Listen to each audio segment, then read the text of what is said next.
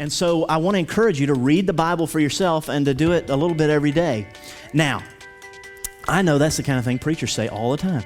Read your Bible, right? You need to read your Bible.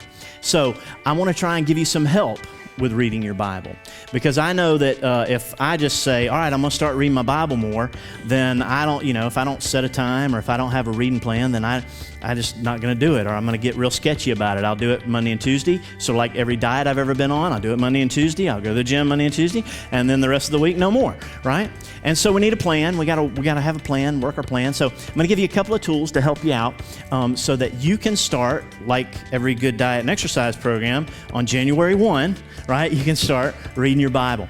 And so the first tool I want to give you is make the Bible readily accessible to you. If you got a smartphone, or even if you don't have a smartphone, you got a tablet, you got a computer, there's a great app. It's just called the Bible, all right? There it is. And it's the Holy Bible. If you search on Google Play Store, iTunes Store, this is going to be the first one that pops up probably. It's the YouVersion Bible app, and it's great. It's got tons of translations of the Bible in there. And it makes it real easy. You got the Bible with you all the time, really accessible. So if you decide on my break at work is when I'm going to read the Bible, you got the Bible right there with you. It's easy enough. And so that's the first tool I want to give you. Now, the other thing I want to say before we go any further is that you need to pick a translation of the Bible that's going to be easy for you to read.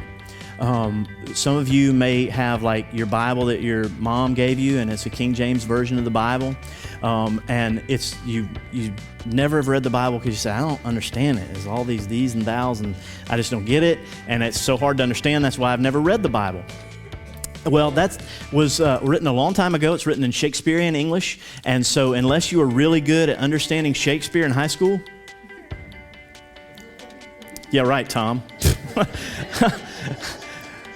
All right, so it's written like at above a 12th grade reading level, and I quit paying attention in school long before that, all right?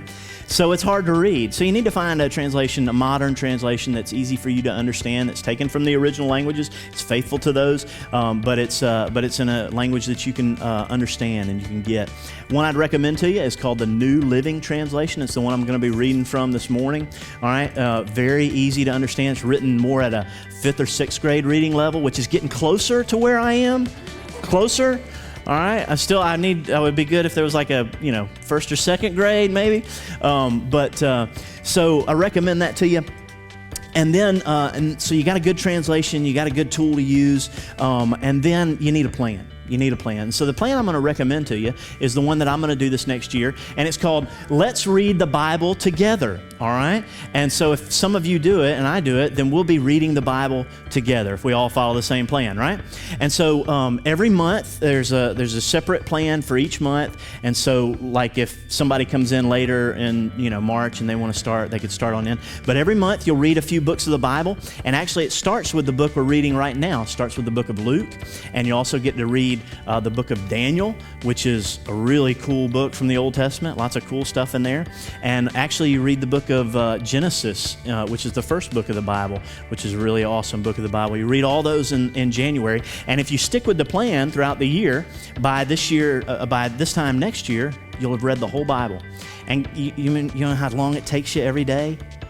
Hours. No, it takes you like, depending on how fast you read, it takes you 20 minutes, 15 minutes. If you're really slow reading like me, it may take you 30 minutes.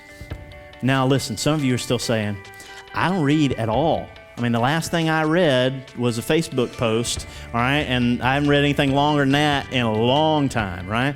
I hadn't read a book since school. I didn't even really read that book in school. I got the book report offline, and I stole it from somebody else.